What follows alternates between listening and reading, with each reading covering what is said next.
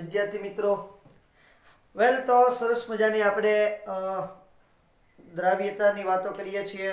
સરસ મજાની આપણે ક્ષાર બનાવ્યા છે, બરોબર। ક્ષારની દ્રાવ્યતા જોઈ છે અને પીએચ માટેનું સૂત્ર એના 2-4 એમસીક્યુ પણ ગયા લેક્ચરની અંદર આપણે સોલ્વ કર્યા છે કે કઈ રીતે એમસીક્યુ એમાંથી પૂછાતો હોય છે। ડાયરેક્ટ ઘણી વખત તો ડાયરેક્ટ એમાંથી એમસીક્યુ પૂછીને કે ભાઈ વીક એસિડ અને સ્ટ્રોંગ બેઝ છે એની પીએચ નું સૂત્ર શું થાય, સીધું જ પૂછી નાખે। તો આપણને ખબર હોવી જોઈએ કે વીક એસિડ અને સ્ટ્રોંગ બેઝની પીએચ નું સૂત્ર ફલાણું થાય। ખાસ કરીને તો જેડબલઈ નીટમાં આ વાત ઉપયોગી છે। ઓકે, હવે આપણે જોવાનું છે બફર દ્રાવણ। શું આવે છે? બફર દ્રાવણ।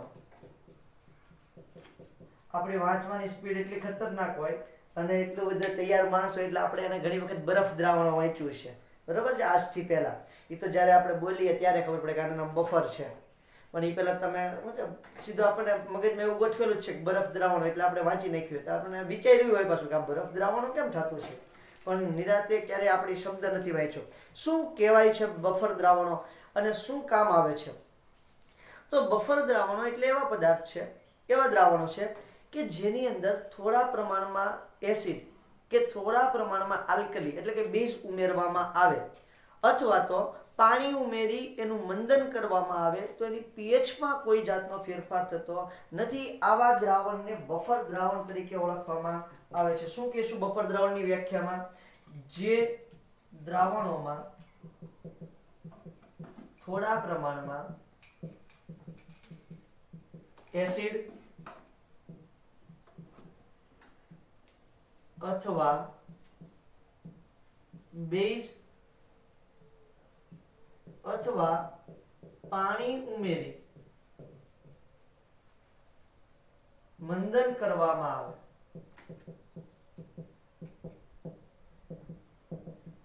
તો તેની પીએચ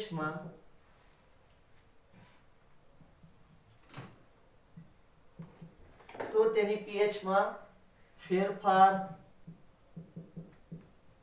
થતો નથી। આવા દ્રાવણોને બફર દ્રાવણો કહે છે।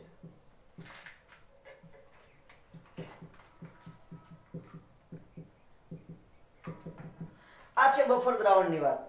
હવે બફર દ્રાવણ હોય છે કેટલા પ્રકારના? જો બફર દ્રાવણને એમ તમે જોવા જાવ ને તો ટોટલ 3 પ્રકારના બફર દ્રાવણ છે। પહેલો આવે છે એસિડિક બફર દ્રાવણ। એસિડિક બફર દ્રાવણ કઈ રીતે બને છે એ પણ જરા સમજાવી દઉં છું। તો એસિડિક બફર દ્રાવણ છે એટલે એક તો કોમન છે કે ભાઈ એસિડ હશે, બરાબર છે। હવે આ એસિડ ટૂંકમાં એસિડિક હશે એટલે કે પીએચ 7 કરતા ઓછી હશે, પણ આ એસિડિક કઈ રીતે હશે? નિર્બળ એસિડ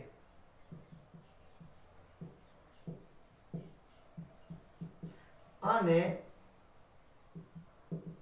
તેના પ્રબળ બેઝ સાથેના ક્ષારના મિશ્રણથી તેના પ્રબળ બેઝ સાથેના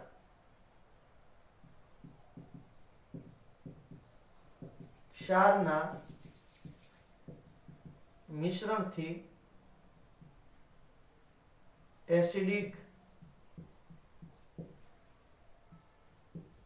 બફર દ્રાવણો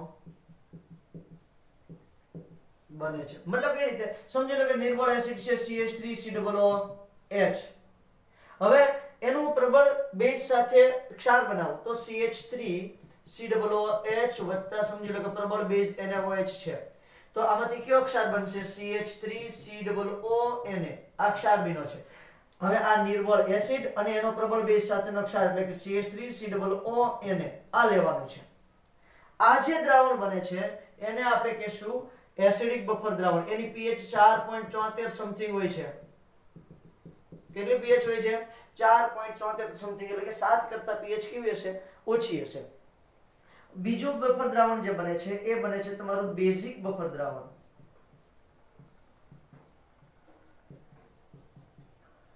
બેઝિક બફર દ્રાવણ, ચાલો એમાં તે શું હોય છે? નિર્બળ બેઝ અને તેના પ્રબળ એસિડ સાથેના ક્ષારના મિશ્રણથી બેઝિક બફર દ્રાવણ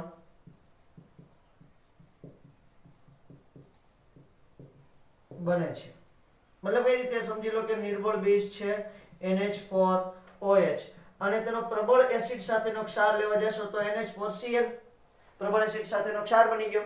તો આ જે બે બફર દ્રાવણ બને છે આ બફર દ્રાવણ કેવું બને છે તમારું બેટા તો કે આ બફર દ્રાવણ જે બને છે એ બેઝિક બફર દ્રાવણ બને છે। એની pH ની વાતો કરીએ તો એની pH હશે 9.25 કેટલી pH હશે 9.25 pH હશે। આ ફિક્સ રહી છે। જો આની અંદર તમે થોડા પ્રમાણમાં એસિડ કે થોડા પ્રમાણમાં બેઝ ઉમેરશો ને તો pH બદલાશે નહીં અથવા તો થોડું પાણી ઉમેરીને એનું મંદન કરશો તો પણ બેઝ કે એસિડ જે pH છે બફર દ્રાવણની pH છે એની અંદર ફેરફાર થશે નહીં। જો એસિડ ઉમેરશો બેઝ ઉમેરશો થોડા થોડા પ્રમાણમાં અથવા તો પાણી ઉમેરી મંદન કરશો તો એની pH બદલાવાની નથી। એટલા માટે એને બફર દ્રાવણ કહે છે। વાત નંબર 3 તટસ્થ બફર દ્રાવણ।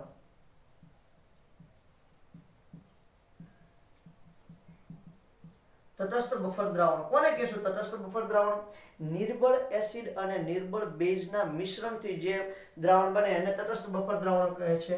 નિર્બળ એસિડ અને નિર્બળ બેઝના મિશ્રણથી બનતા દ્રાવણોને આ ક્ષાર પણ છે કારણ કે નિર્બળ એસિડ અને નિર્બળ બેઝથી જે દ્રાવણ બને છે ક્ષાર પણ હોય છે।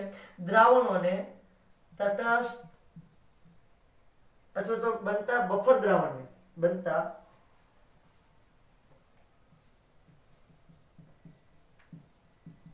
બફર દ્રાવણોને તટસ્થ બફર દ્રાવણો કહે છે।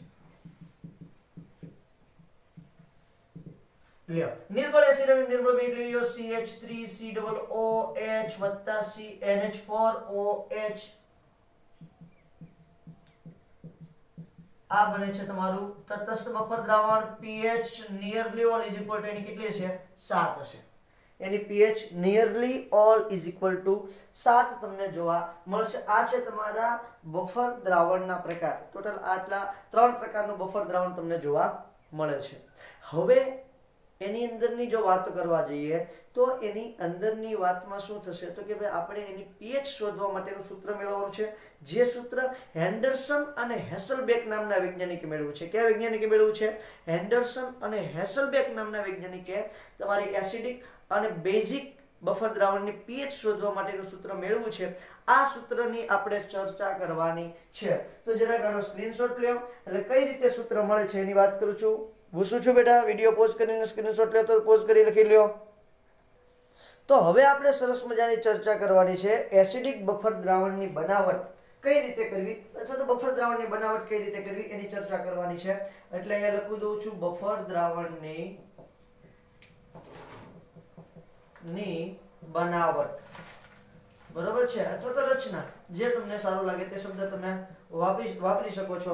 હેન્ડરસન અને હેસલબેક ના સમીકરણનો ઉપયોગ કરવાનો છે। હેન્ડરસન અને હેસલબેક નામના વૈજ્ઞાનિકે આ બનાવટ માટે આપણને સમીકરણ આપ્યું છે એ આપણે જરાક જોઈએ। હવે જો પહેલા હું એસિડિક બફર દ્રાવણ બનાવું છું। એસિડિક બફર દ્રાવણ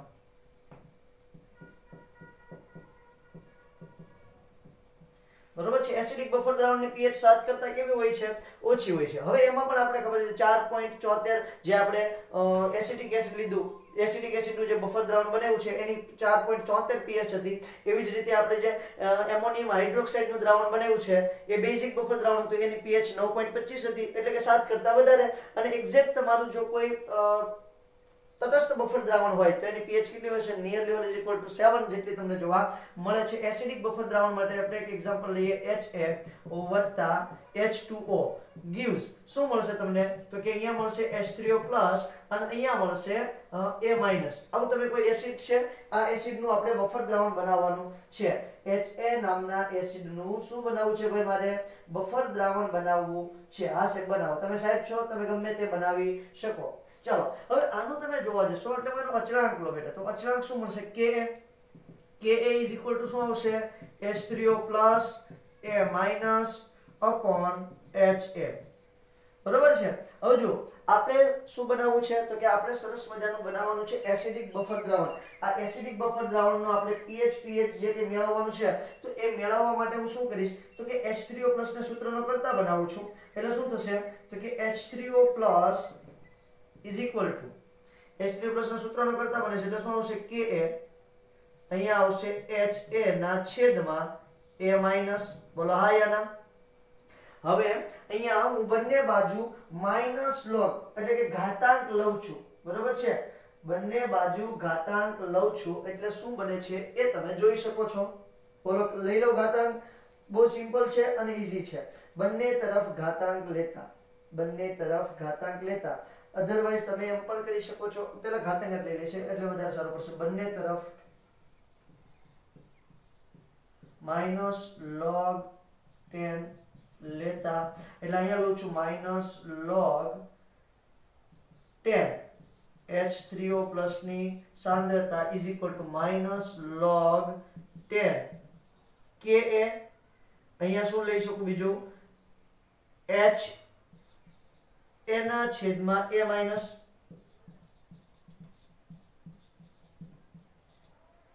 બરોબર છે વેલ હવે સાદુરૂપ આપો એટલે આને કહી શકીએ આપણે pH બરાબર છે। હવે અહીંયા જો માઈનસ log સામાન્ય કાઢી લઉં છું ને log Ka અહીંયા શું થશે આ બંને એના ગુણાકારમાં જ છે એટલે અહીંયા લખી નાખું છું પ્લસ log H એક સાથે જ રાખવાનું છે આપણે એના છેદમાં A minus.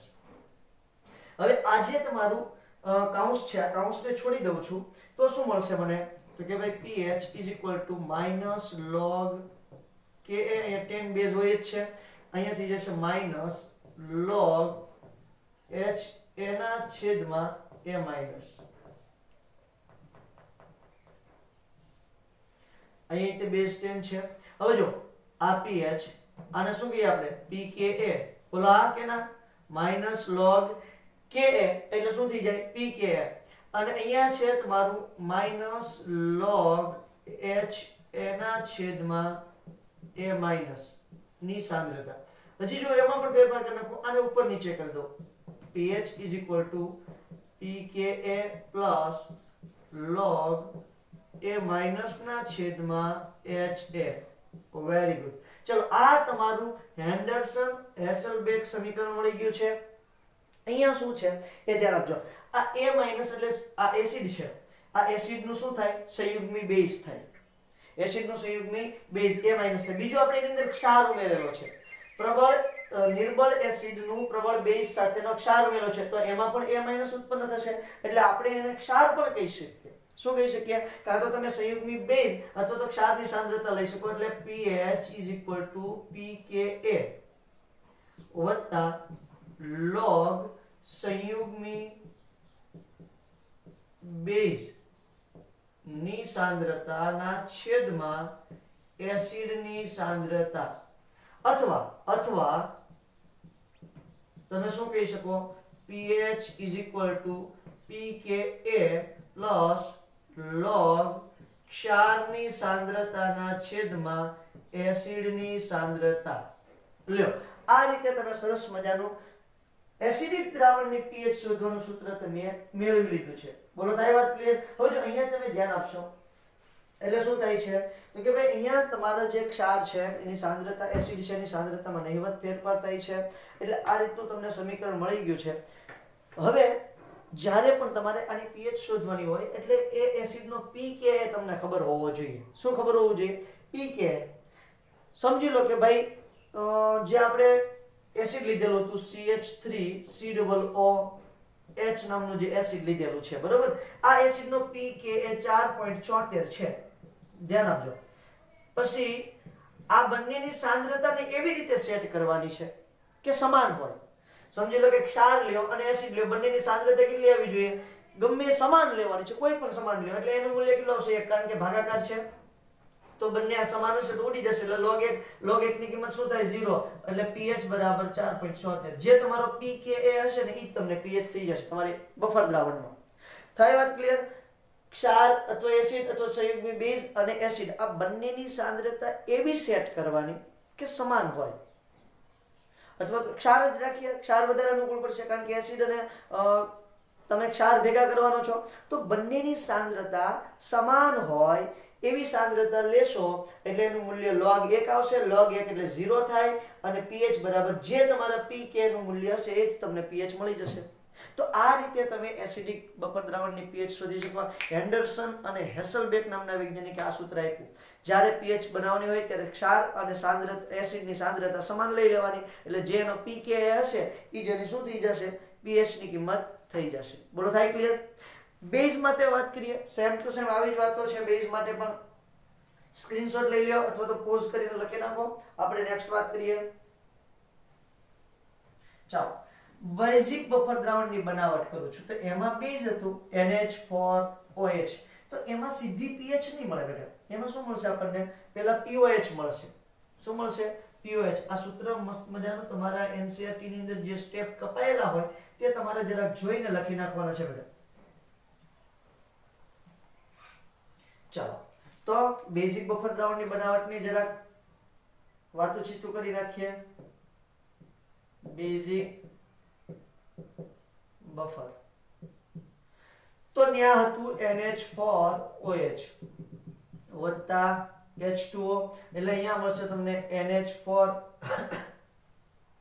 Plus OH minus. બોલો હા યાના NH4 પ્લસ OH માઈનસ તમને મળવાનું છે અથવા તમે એની જગ્યાએ કોઈ બીજું બેઝ લઈ શકો. ઇટ્સ ઓકે, કોઈ પ્રશ્ન નથી, કોઈ પ્રોબ્લેમ નથી. તમને સારું લાગે એ બેઝ તમે એની જગ્યાએ ઉઠાવી શકો. નવાઈની કોઈ વાત છે નહીં કે આપણે સામાન્ય ઉદાહરણ લેવું હોય તો પણ તમે લઈ શકો. આપણે H નું ઉદાહરણ લીધું હતું તો એનું જ ઉદાહરણ લઈએ, વધારે અનુકૂળ પડશે. તો શું હતું ત્યાં? તો કે બેઝ હતું. બેઝને આપણે શેના વડે નિર્દેશિત કરીએ છીએ? B વડે. તો આ બેઝ B વત્તા H2O BH plus OH minus. આનું તમને શું મળશે? Kb મળે છે. તો Kb બરાબર શું થાય? BH પ્લસ ની સાંદ્રતા OH માઈનસ ની સાંદ્રતાના છેદમાં B ની સાંદ્રતા. બોલો હા, OH માઈનસ છે અને સૂત્રનો કરતા બનાવી દઉં છું. બરાબર અહીંયા શું મળશે? Kb into B upon BH plus ની સાંદ્રતા. બોલો હા, થાય ક્લિયર? ઓકે, હવે અહીંયા બંને તરફ બંને બાજુ માઈનસ log 10 લેતા એટલે ઘાતાંક લેતા તો અહીં શું થઈ જાય? માઈનસ log 10 OH માઈનસ ની સાંદ્રતા is equal two minus log 10 આ કૌંસમાં લઈ લો આખું Kb અહીંયા આવશે B ના છેદમાં BH પ્લસ ની સાંદ્રતા.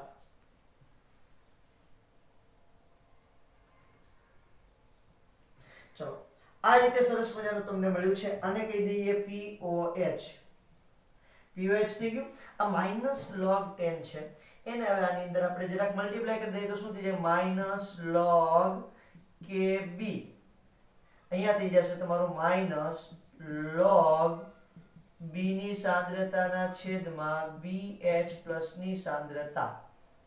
ચલો, આ રીતનું પદ મળ્યું છે તો આને શું કહી શકીએ? POH is equal two PKB કહી શકીએ.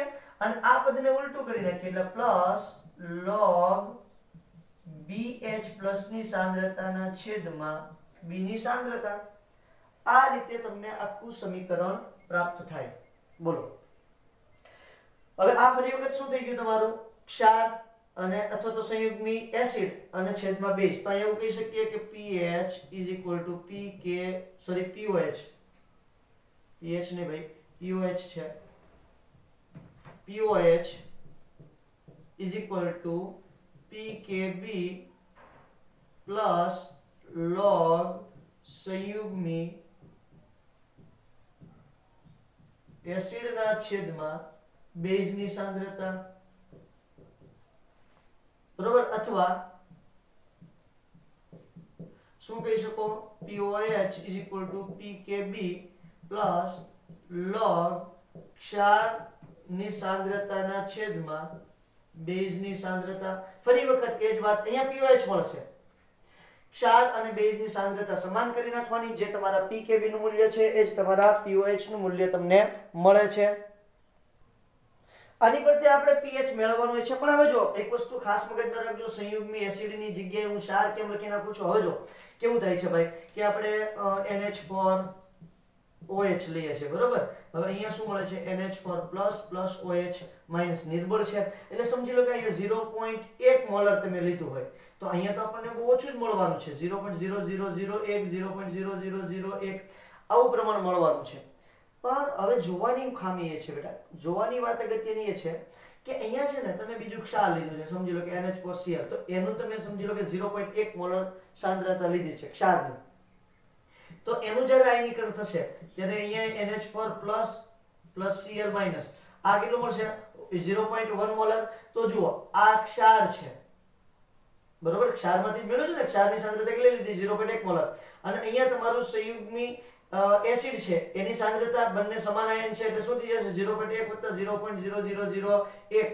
અને અહીંયા જે એસિડ છે જે બેઝ લીધું છે એની સાંદ્રતા કેટલી છે 0.1 જે તમને સંયુગ્મી એસિડ મળ્યો તો જે ક્ષાર છે એની સાંદ્રતા કેટલી છે 0. ઘણા બધા 0 એટલે કેટલું કહેશો એટલે 0.1 કહેશો એટલે બંનેની સાંદ્રતા કેવી થાય છે સમાન સંયુગ્મી બેઝ કયો કે ક્ષાર કયો બંનેની સાંદ્રતા સમાન થાય સોરી સંયુગ્મી એસિડ કયો કે ક્ષાર બેઝ માટે અને એસિડ હોય તો સંયુગ્મી બેઝ અથવા ક્ષાર બેની સાંદ્રતા સમાન થાય છે એટલા માટે હું અહીંયા સંયુગ્મી એસિડની જગ્યાએ ક્ષાર લખું છું આ ખાસ મગજમાં રાખજો ચલો આમાંથી મારે pH શોધવું છે મારે pOH નું કઈ કામ છે નહીં તો આપણે અમુક વસ્તુ જાણીએ છીએ અહીં pKw બરાબર pH + pOH અને બીજી પણ વાત જાણીએ છીએ કે pKw બરાબર pKa + pKb તો અહીંયા જુઓ સૂત્રના કરતા બનાવો અહીંયા તમે pOH ને સૂત્રનો કરતા બનાવો એટલે શું થાય pKw - pH લખી શકો એટલે અહીંયા લખું છું pKw - pH બોલો આયા ના pKw - pH લખું છું આના સ્થાને અને અહીંયા શું લખી શકું pKb ના સૂત્રનો કરતા બનાવો એટલે શું થઈ જાય pKw - pKa આવું થશે અને આખું બાકીનું સૂત્ર છે તો એનું જ રહેશે log ક્ષારની સાંદ્રતાના છેદમાં બેઝની સાંદ્રતા હવે જો આ pKw અને આ pKw તમે ઉડાડી શકો હવે અહીંયા શું વધે છે -pH બરાબર અહીંયા શું છે -pKa log વાળું સૂત્ર મળે છે log